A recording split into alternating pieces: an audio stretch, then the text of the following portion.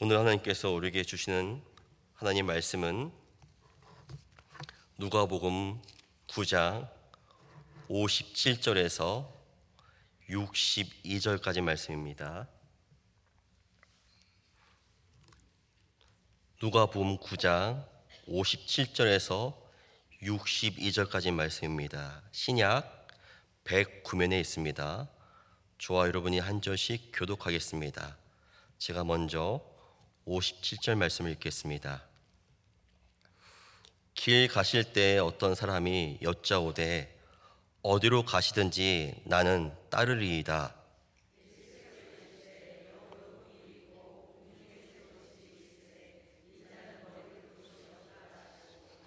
또 다른 사람에게는 나를 따르라 하시니 그가 이르되 나로 먼저 가서 내 아버지를 장사하게 허락하옵소서.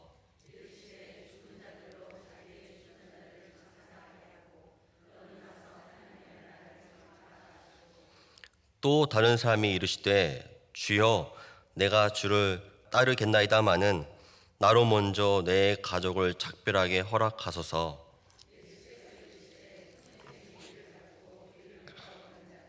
하나님 나라에 합당하지 아니하니라 하시니라. 아멘. 요리 전문가들이 말하기를 요리에는 맛을 내는 순서가 있다고 합니다. 먼저 설탕, 소금, 식초, 간장, 된장 순으로 넣어야 된다고 하죠. 만약 이 순서를 어기게 되면 단맛은 사라지고 이 짠맛만 남게 된다고 합니다. 순서가 이 맛을 결정하는 겁니다. 매우 중요하죠. 인생에 있어서도 이처럼 순서, 우선순위가 중요합니다. 우리의 우선순위가 인생의 맛과 질을 결정합니다. 팀 켈러 목사님은 내가 만든 신에 대한 책에서 이 우선순위 중요성을 이렇게 언급하셨습니다. 당신에게 가장 중요한 것이 바로 당신이 모든 것 위에 두는 우선순위이며 그것이 곧 당신의 참된 신이다. 이 말을 쉽게 말하자면 당신이 가장 중요하게 여기는 그것이 바로 당신이 섬기고 있는 신인데 그게 하나님이 아니라면 그것은 우상 숭배이다 말하고 있다는 것이죠. 이 땅에 태어난 모든 인간들은 다 고난을 겪습니다. 선인이든 악인이든 모든 자에게 비가 내리듯 비를 피할 수 없듯 고난도 피할 수 없는 것이죠. 그래서 우리는 살면서 돈 때문에, 건강 때문에, 사고 때문에, 관계 때문에, 성공 때문에 이런 모든 어려움 때문에 어려움 없는 가정이 없습니다. 예수님을 믿어도 이 고난은 피할 수가 없는 것이죠. 그래서 우리는 이 순간 이런 생각을 하게 됩니다. 그렇다면 믿는 삶의 삶은 과연 무엇이 다른 것일까? 똑같이 고난이 온다면 믿는 자의 삶은 무엇이 다른 것이지? 이런 고민을 하게 되죠. 믿어도 고난이 존재하고 믿어도 실패가 있기 때문입니다. 그런데 믿지 않는 자와 믿는 자의 확실한 구별이 있습니다. 무엇일까요? 믿는 자는 수많은 고난과 어려움 속에서도 그 마음의 중심이 하나님이 1등입니다. 믿지 않는 자는 고난과 어려움 속에서 그 누구도 생각하지 않고 자기 자신을 생각합니다. 그러나 믿는 자는 수많은 고난과 어려움 속에서 하나님이 1등입니다. 하나님이 왜 이런 고난을 허락하신 것일까? 하나님은 어떤 분이시지? 내가 믿는 하나님은 너에게 무엇을 말하실까? 고민하며 기도하는 것이죠. 그래서 우선순위가 다르기 때문에 인생의 맛을 다르게 결정하게 됩니다. 또한 믿는다고 해서 다 믿음의 질이 같은 건 아닙니다. 다 교회 다닌다고 해서 그 믿음의 맛이 똑같은 건 아닙니다. 성경은 이렇게 증언하죠. 나더러 주여 주여 하는 자마다 다 천국에 들어갈 것이 아니요 다만 하늘에 계신 내 아버지의 뜻대로 행하는 자라야 들어가리라. 다 주여 주여 한다고 그렇게 하나님께서는 좋아하지 않습니다. 진짜로 내 삶 가운데 입술의 고백과 마음의 고백이 일치하는 자, 정말 내 마음속에 하나님이 1등인 자, 내 삶 가운데 하나님이 정말 가장 우선순위인 자가 바로 다르다는 것이죠. 같은 교회 다니지만 어떤 사람은 하나님이 2등입니다. 어떤 사람은 하나님이 3등입니다. 바로 1등과 2등과 3등의 맛은 다르다는 것이죠. 우리 중에 믿음으로 살지 않는 사람은 없죠. 우리 중에 교사로 봉사 안 해본 사람은 없습니다.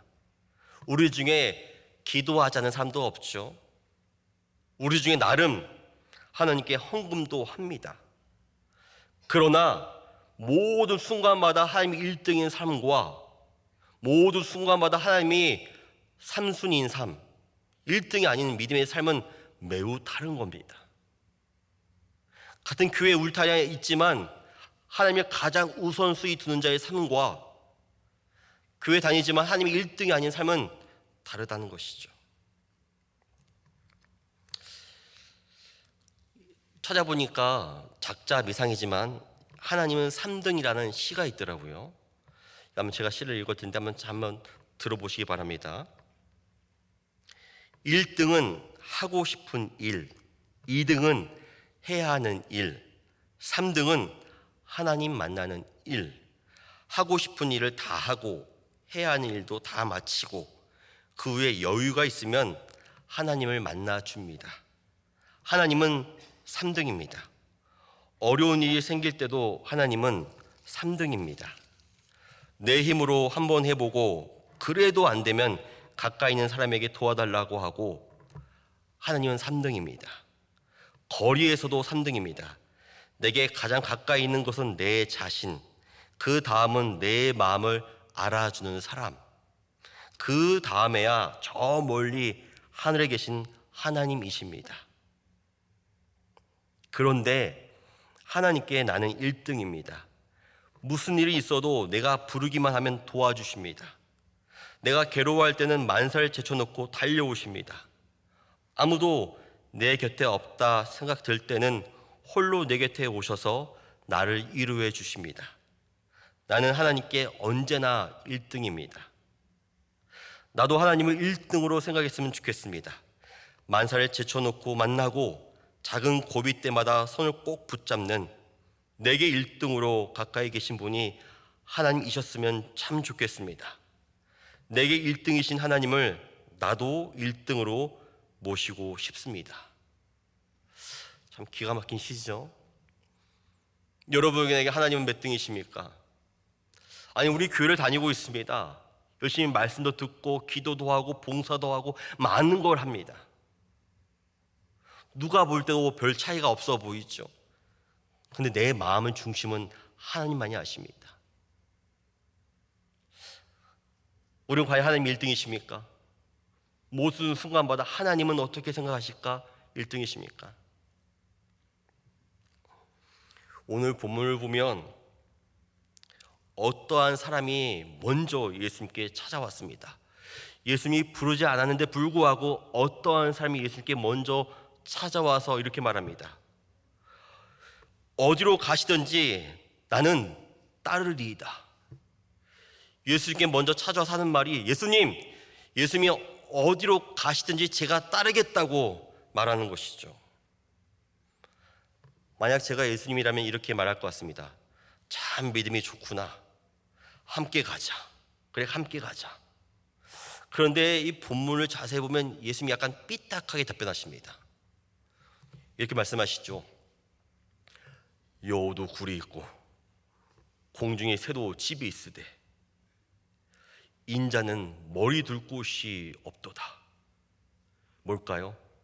얘야, 나는 집이 없다 하는 것이죠.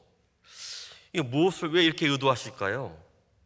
제가 만약에 이 사람이라면 기분이 매우 좋지 않을 것 같습니다. 아니, 제가 발벗고 나서서 따르겠다는데 하시는 말씀이 삐딱하게 얘야, 여우도 굴에 있고 공중에 새도 집이 있을 때 인자는 머리 둘 곳이 없어 라고 하는 겁니다. 왜 예수님이 이렇게 말씀하셨을까요? 예수님은 이 삶의 의도를 알았습니다. 이 마음의 중심을 알았습니다. 예수님을 따르면 나에게 이익이 있다. 예수님은 오병이어도 했고 귀신 들린 아이도 고쳤습니다. 예수님에 대해서 소문이 만방에 퍼졌죠. 야, 진짜 메시아인가 보다. 능력의 주다. 이분을 따르면 뭔가 있을 거야 라고 하는 마음에 찾아와서 말하는 겁니다. 예수님 따르겠습니다. 뭐가 생략되어 있죠? 그러니 저에게 뭐 좀 주십시오. 그러니 예수님께서 그러냐? 나에겐 아무것도 없다 말하는 것입니다. 우리는 예수님을 왜 믿습니까? 왜 따를까요? 왜 따르기 위해서 기도할까요? 우리는 대부분 예수님을 믿는 이유가 예수님을 믿으면 나에게 복과 보상이 이어지기 때문에 예수를 믿는 경우가 허다하죠. 대부분 예수를 믿는 이유가 뭘까요? 잘 살기 위해서. 예수 믿으면 잘 살 것 같아서 믿습니다. 예수님께 나에게 도움을 줄 것 같아서 내 인생이 잘 풀릴 걸 기대하며 예수를 믿는 것이죠. 근데 성경에서 예수님이 이렇게 말하죠. 날 믿고자 하느냐? 그러면 자기를 부인하고 자기 십자가를 지고 나를 따르라. 아니, 잘 살기 위해서 믿고자 하는데 잘 살지 않고 죽으라고 합니다. 자기를 부인하라고 하죠. 그러니 도대체 이 말씀을 따를 수가 없는 것이죠. 예수님, 제가 예수를 믿는 이유가 뭔지 아십니까? 이 세상 가운데 잘 살기 위해서 내가 예수님을 잘 믿으면 자녀도 성공하고 내 인생도 보장받잖아요. 잘 살기 위해서 믿고 있는데 잘 죽으라고 얘기하고 있습니다.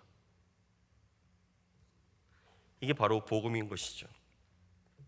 그러니 어떻게 믿을 수가 있습니까? 밭에는 알곡과 가라지가 함께 공존하죠. 교회 안에는 알곡과 가라지가 공존합니다. 가라지는 뭘까요? 종교인입니다. 이번 주일에 곽성희 목사님께서 이렇게 비유하셨죠. 그냥 믿는 신자와 정말 제자가 있다. 이 둘은 다르다고 얘기하셨습니다. 내 마음에 하나님이 1등이 아닌 삶, 믿는 것처럼 보이는 종교인, 가라지가 있다고 합니다. 그래서 우리의 모든 기도는 무엇인가 달라고 하는 그런 소원의 기도죠. 그런데 알곡도 있다고 합니다. 알곡은 무엇일까요? 참된 성도, 제자죠. 하나님께 나의 뜻을 구하기보다 주의 뜻은 무엇입니까? 그 삶 가운데 하나님이 늘 1등인 삶. 하나님은 무엇을 원하십니까? 라고 점철되어지는 삶인 것이죠.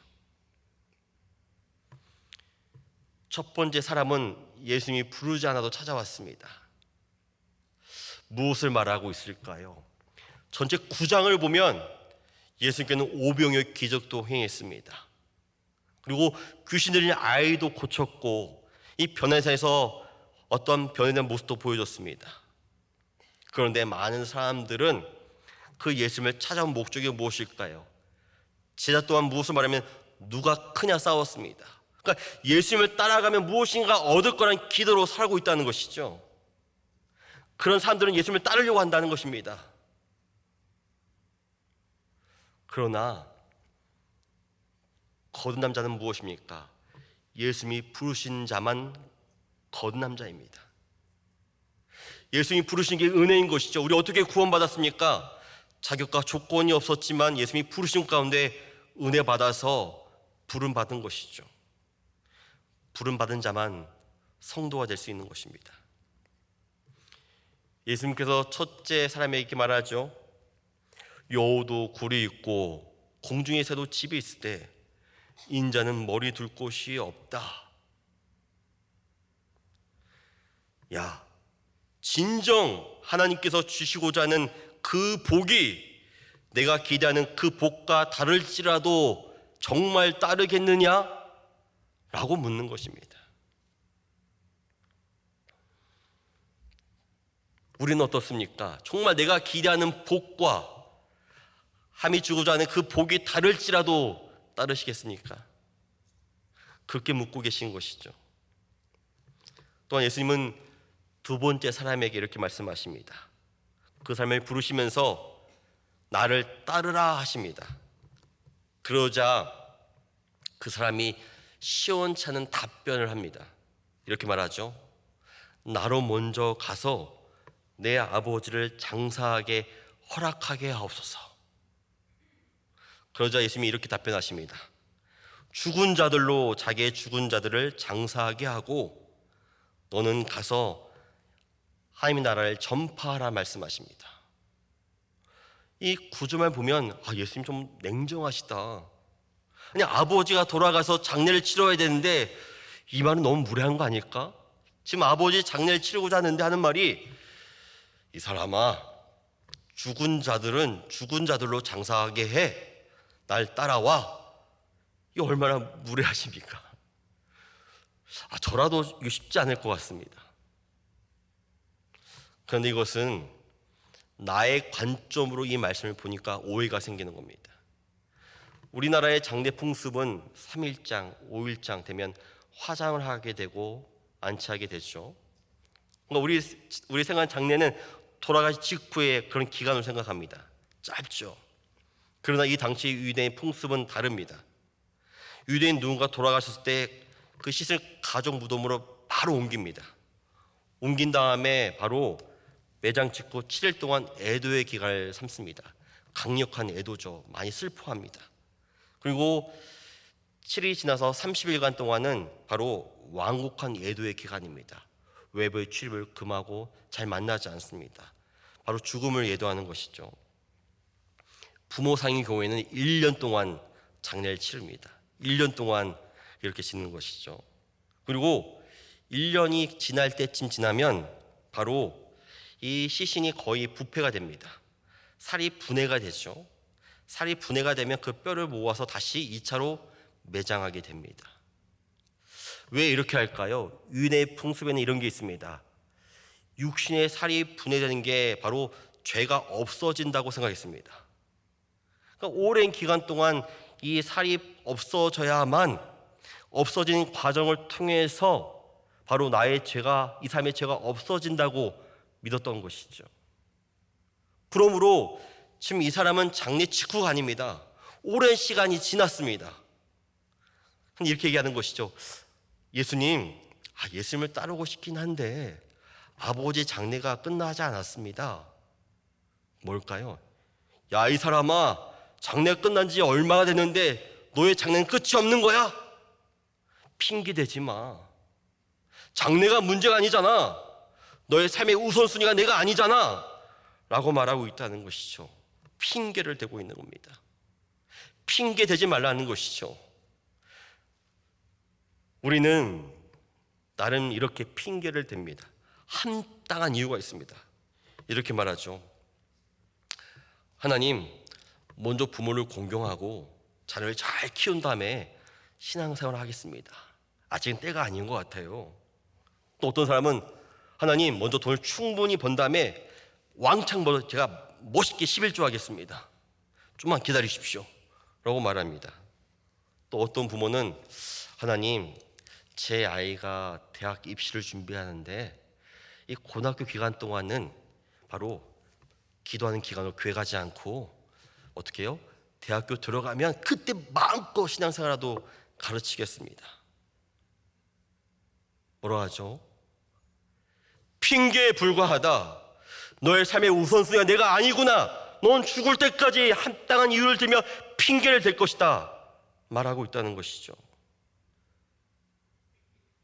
이 두 번째 사람은 합리적인 이유로 계속 핑계를 대고 있습니다. 삶의 우선순위가 하나님이 아닌 것이죠. 우리는 어떻습니까?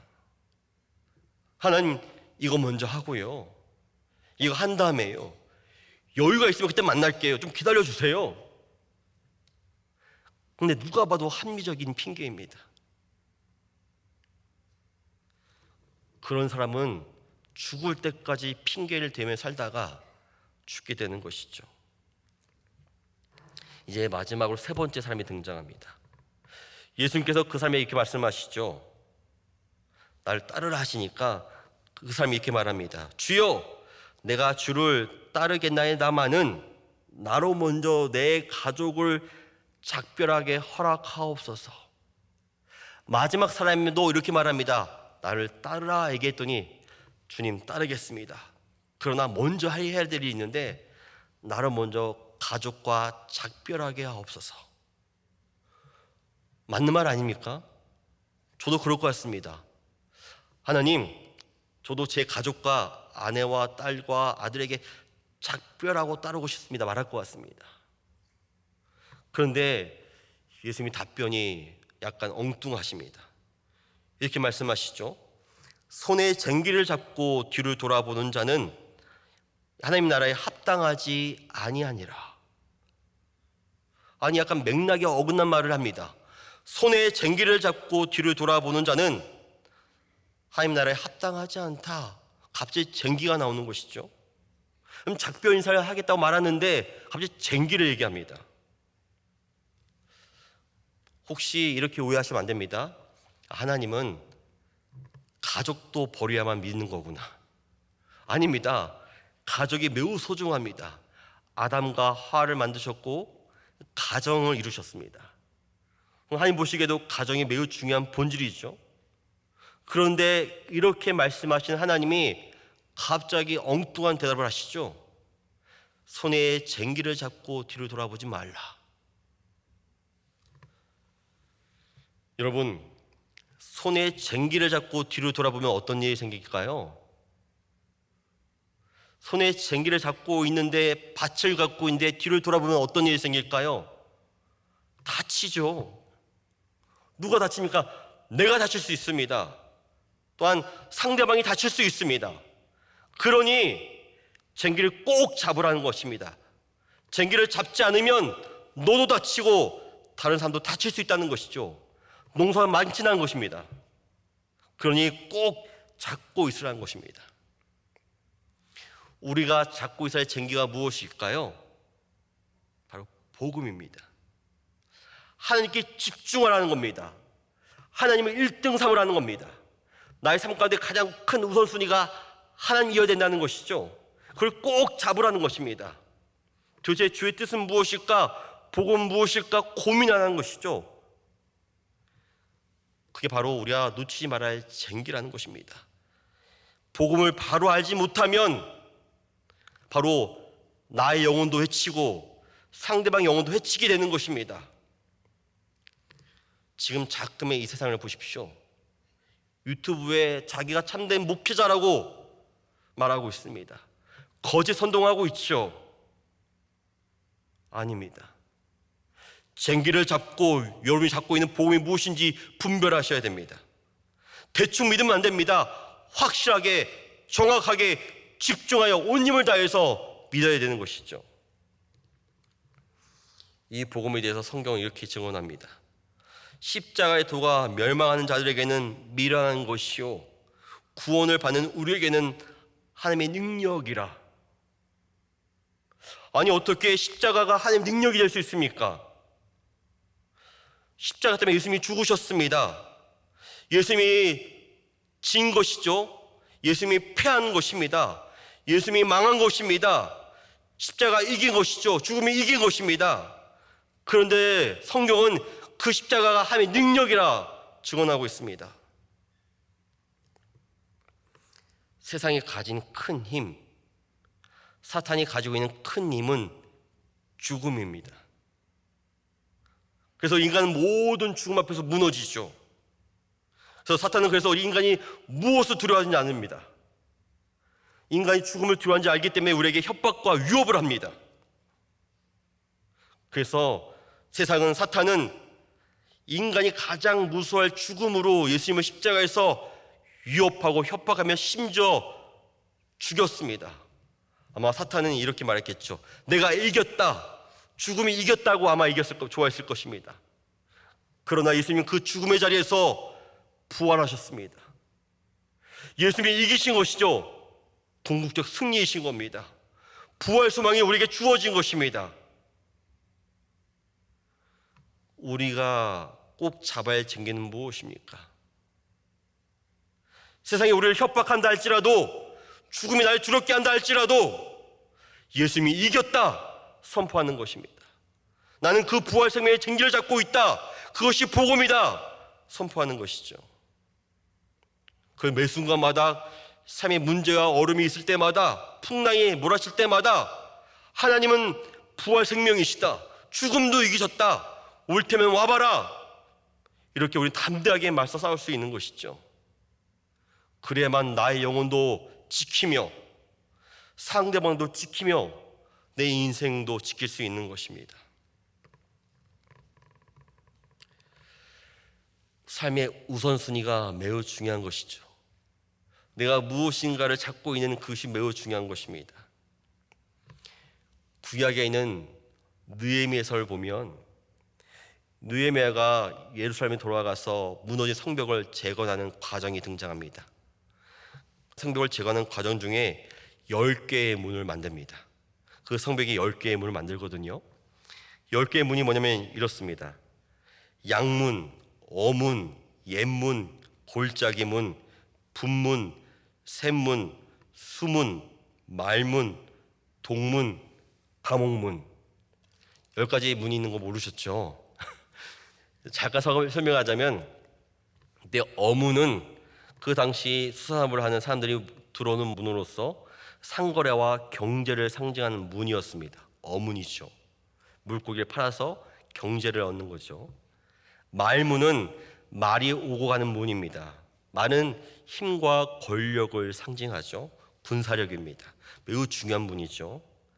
분문은 뭐냐면 예루살렘 성읍에서 나오는 각종 쓰레기와 오물을 배출하는 문입니다. 그래서 이것은 이 도덕적 부패를 막고 정결함을 상징하는 문이었습니다. 바로 어문, 바로 말문, 분문은 중요한 역할을 했죠. 어느 문 하나 중요하지 않은 문이 없었습니다.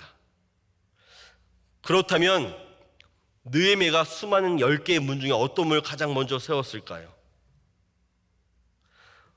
어떤 사람들이 이렇게 말합니다. 우리 이렇게 말하죠. 예루살렘이 무너진 이유는 군사력이 약해서 그렇습니다. 그러니 말문을 먼저 세워야 됩니다. 이렇게 말합니다. 어떤 사람이 이렇게 말합니다. 아닙니다. 우리 예루살렘이 망한 이유는 경제력이 약해서 그렇습니다. 그러므로 나라가 부활할 수 있는 엄을 먼저 세우는 게 맞습니다 라고 말합니다. 또 어떤 사람이 이렇게 말합니다. 아닙니다. 예루살렘이 부패했기 때문에 그렇습니다. 그러므로 도덕적 정결함을 가능케 하는 바로 분문이 먼저 세워져야 된다고 말합니다. 그런데 느헤미야는 어떤 문을 가장 먼저 세웠냐면 양문을 먼저 세웠습니다. 양문이죠. 이번 주 주일 설교 때 뭐라고 했죠? 요한복음 말씀을 들으면서 예수님께서 나는 양의 문이다 라고 얘기하셨습니다. 왜 양의 문이 중요할까요? 양문의 용도는 이 하나님께 제사를 드리기 위해서 드릴 양이 들어가는 데 사용된 문이었습니다. 그러므로 양문을 떠올리면 예배를 떠올리는 것이죠. 양문, 예배. 양문, 예배. 예수님은 양의 문에 선포하셨지 않습니까? 느헤미야가 생각할 때 이 나라가 망한 이유는 분문이 없어서도 아니오, 말문이 없어서도 아니오, 어문이 없어서도 아니라 예배가 무너졌기 때문에 그렇다. 그렇게 판단한 것이죠. 이 나라가 왜 어려워질까요? 이 나라가 왜 혼란 가운데 있을까요? 왜 세계가 혼란 가운데 있습니까? 어떤 분이 이렇게 말합니다. 군사력이 약해서 그렇습니다. 말문을 보완해야죠. 경제력이 약해서 그렇습니다. 어문을 보완해야죠 말합니다. 아니요, 도덕적으로 부패해서 그렇습니다. 분문을 보강해야죠 말합니다. 성경은 말합니다. 양문이 무너졌다. 너의 삶 가운데 가장 큰 우선순위 예배인데 예배가 무너졌다. 여전히 너희 마음 가운데 군사력과 경제력과 도덕적 정결함이 중요하냐? 그렇지 않다는 겁니다. 여러분은 어떤 문을 세우고자 하고 있습니까? 힘, 능력, 건강, 지식, 물질, 관계, 여러분 그런 문을 세우려고 노력하고 있죠. 근데 모두 틀렸습니다. 우리가 가장 먼저 세워야 할 우선순위의 문은 바로 양문, 예배의 문인 것이죠. 그리고 이게 바로 우리가 붙잡아야 할 쟁기라는 것입니다. 가장 큰 우선순위라는 것이죠. 어떤 남자가 문이 닫힌 상점으로 들어가서 몰래 침입해서 물건을 만지고 있었습니다. 사람들은 나중에 보니까 이 사람이 물건을 훔치는 줄 알았습니다. 근데 그런 게 아니라 이상한 행동을 하는 겁니다. 어떠한 행동이냐면 저가의 물품에 있는 가격표를 떼어버리고 고가의 물품의 가격표를 떼어서 거기다 붙이는 것이죠. 속이고 있는 겁니다. 마치 저가가 고가인 것처럼 속이는 것이죠. 그러고 나왔습니다. 나중에 돌려보니까 도대체 이런 짓을 왜 했지 했는데 나중에 알고 보니 이 사람들이 저가의 물건인지 모르고 고가로 산 것이죠. 그래서 항해로 왔습니다. 내가 속았다고. 나는 이게 고가의 물건인 줄 알았는데 이 저가라니 속았다고 말하는 것입니다. 사탄의 계략이 그렇습니다. 가치를 둔갑시킵니다. 예배가 가장 중요한 우선순위고 가치인데, 하나님이 가장 중요한 가치인데 마치 돈이, 권력이, 명예가, 안정이, 건강이 가장 중요한 가치인 것처럼 둔갑시킵니다.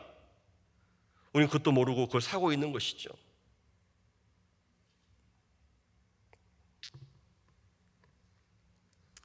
우리는 그것 때문에 삶이 무너지고 있습니다. 오늘 본문 가운데 예수님께서는 사람들에게 이렇게 말했습니다. 나를 따르라 라고 부르셨죠. 그때마다 사람들이 이렇게 말했습니다. 나로 먼저 가서. 예수님, 제가 먼저 해야 될 일이 있습니다. 먼저. 우린 핑계를 대죠. 먼저 이거부터. 먼저 건강하고, 먼저 뭐부터 하고.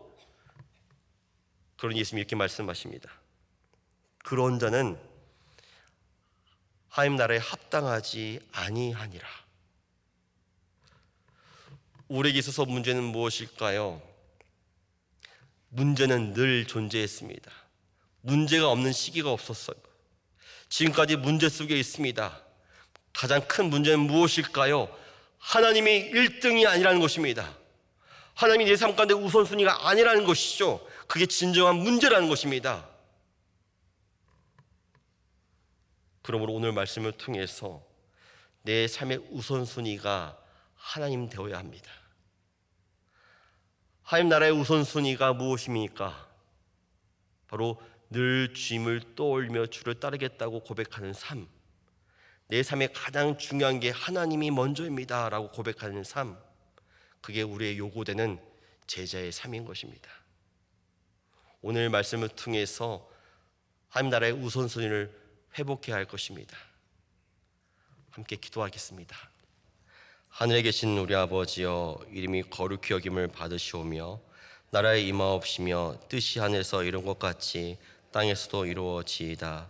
오늘날 우리에게 일용할 양식을 주옵시고 우리가 우리에게 죄 지은 자를 사하여 준 것 같이 우리의 죄를 사하여 주옵시고 우리를 시험에 들게 하지 마옵시고 다만 악에서 구하옵소서. 대개의 나라와 권세의 영광이 아버지께 영원히 있사옵나이다. 아멘.